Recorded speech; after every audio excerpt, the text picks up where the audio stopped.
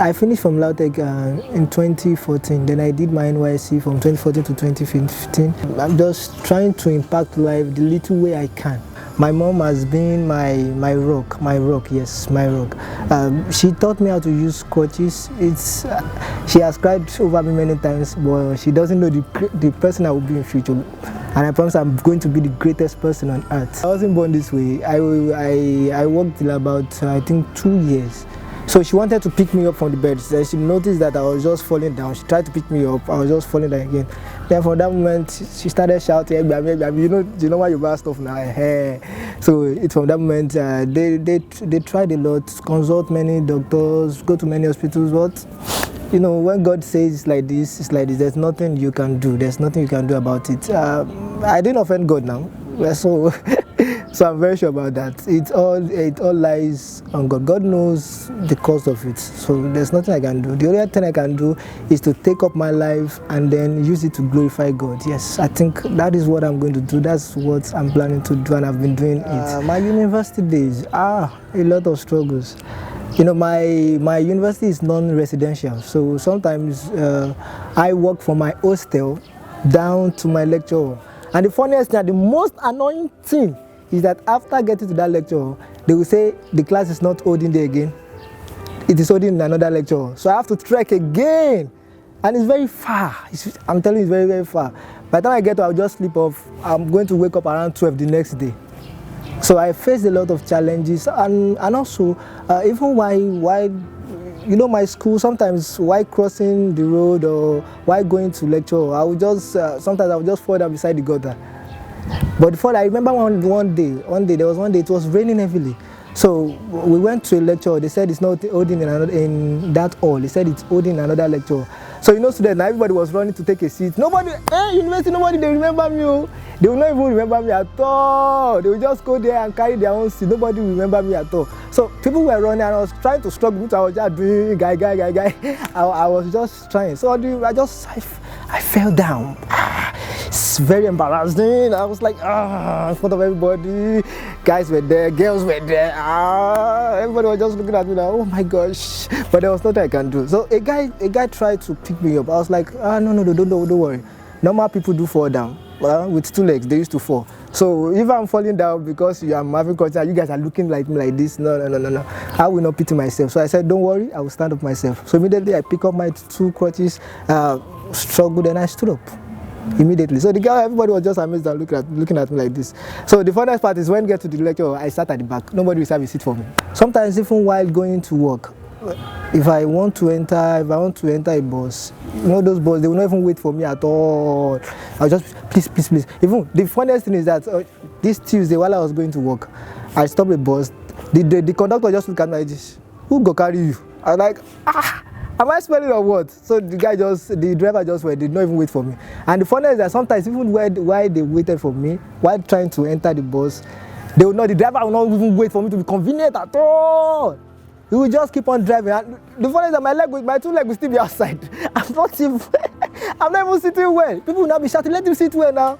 But sometimes they will not wait. I will just try and struggle myself to be inside the bus and then sit down properly. So there are a lot of challenges. I applied for a job. They called for an interview. So I wrote an examination. Funny thing is that I had about 95%. Yes, I had 95%. You know, I was so sure if you go for a job interview and you have 95% of everything, what then are you waiting for? I was waiting for their call that come and resume job. For like a month I waited, but nobody called.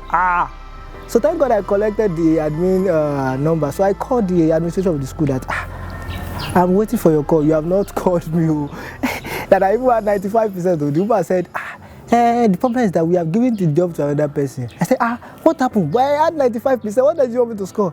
He said, we were pitying you that you may not be able to climb the staircase to and fro. That it will be too stressful for you. I was like, pitying me. So I lost a job because you are pitying me. It was so annoying. I was almost crying. But I have to just pick myself up again. And then, you know, now, that's how life is. Those are the things that makes you.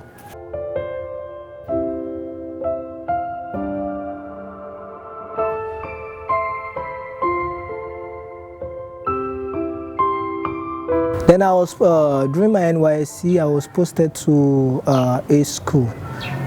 So that school I teach, I was teaching basic technology, yes. Even in fact, before the school accepted me, they were like, are you sure you can cope? Yeah, we faced a lot of work. I was like, don't worry. Are you to be surprised by what I will do? The director was like, are you so sure? It's very stressful. I was like, don't worry, sir. So it started with me with just only basic technology. So I was teaching only basic technology. I was enjoying myself. Just we have one class sometimes in a day, I will have one class or two classes like that. I was enjoying myself. So I think he noticed that I was delivering very well. So they just have to give me another subject. Maths comes in. Do you understand? Then after maths, I was still coping, doing everything, climbing stairs, to and fro. Then immediately I received another one for that maths. So in fact, almost all my period I choked up. I don't even have any free period again. So I was just going from one class to the other. But upon all, I was still delivering my 100%. I was 100% efficient teaching further maths, mathematics. In fact, I've taught almost all the science subjects. Let me count for you. I've taught mathematics, further maths, basic tech, basic science, PhD. Yes, I taught my students how to play tennis. PhD that is sports. I taught them. Greek. I taught them Greek. So I can teach anything. Like God has endowed me. Now, after that NYSC, I fell in love with teaching. My passion grew up to see greatness in every student's life. So I'm always concerned about students. I want to teach, I want to inspire lives. And that's what I've been doing since then. I've been teaching, going from one place to another, teaching and inspiring life, hoping that, and also, I'm also inspiring people that are physically challenged. Yes, that they should not look down on themselves at all. They should not, if I can do this, then you can do more. Don't look down on yourself. Don't pity yourself. No, life is not like that. Life is not, I can never pity myself. I will go from one school to another and teach and impact life. Now, don't forget, I'm a chemical engineer, and at the same time, I teach. I have my postgraduate diploma in education at National University, Open University, and also I'm pursuing my master's in mathematics, for you to know that I'm now a chief in mathematics. If I'm the president of this nation, what I would like to do first, I will pass a bill that all physically challenged and mentally challenged people should have access to education. Education is the best legacy. I think in Nigeria, education is underrated, and I don't know why. We celebrate more people that are outside education, we celebrate them more. But what about those people involved in education? We deserve more. So that's one of my greatest dreams, to see greatness in everybody's life, in individual life. If I'm not teaching, sometimes I can help my mom out. My mommy, she grinds pepper, yes, and sells provision. So sometimes I help her out to sell provision, grind pepper, and even from that grinding of pepper, I can make something like any little money and use it to enter bike. You know, sometimes if I need money for bike, maybe just like 300, that means I will have to grind like 6 pepper. The other, we grind 6 pepper. Pepper is 50 naira each, depending on the quantity. So I can just grind like 6, make 300 naira. I come back, go anywhere I want to go. Without 300 naira, I'll just use the rough it small. Do you understand me? And then come back home again. If I don't have any money, I'll grind pepper again. So those are part of my side also. Another thing I do is that when I don't have anything to do, when I'm too boring, when, you know, now with physicality, there are many things that come to your mind. The devil brings it in such a way that you feel like committing suicide. Yes, there are many. I will not lie to you, those thoughts used to come. Those thoughts like, what am I doing on that? I think I should go and kill myself. I said, no, I'm not doing that. Jesus died for me, and therefore I'm going to use my life to glorify him back. So sometimes if I'm feeling bored, I used to play football. I wish you could see my skills. I have plenty skills. Like I can use my crutch to do leg over. I play a lot of football on the field. Yes, I used to play football.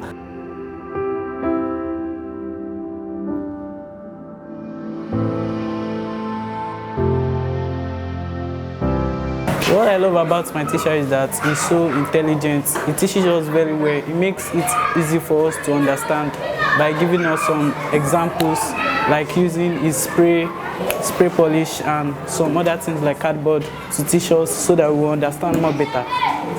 He always tries best to cover all the subjects and topics that he wants to teach us so that we will understand everything and we will finish it. And I love him because he's good.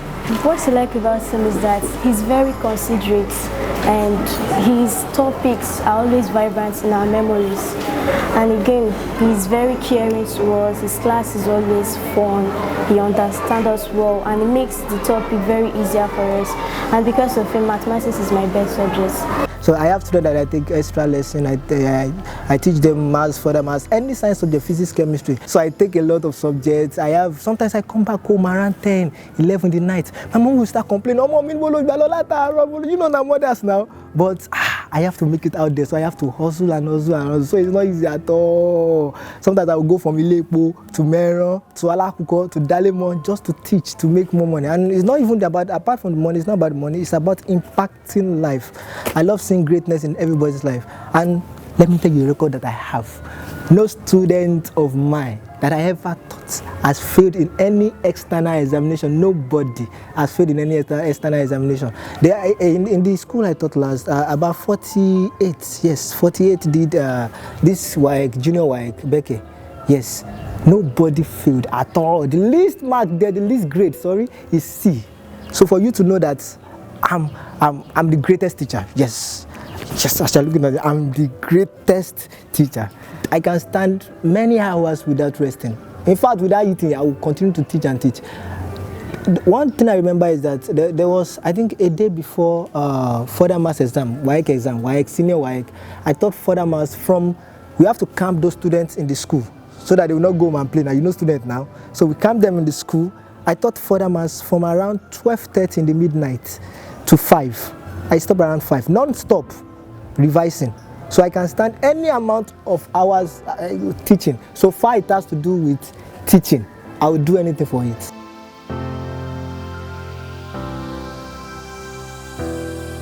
Do I have a girlfriend?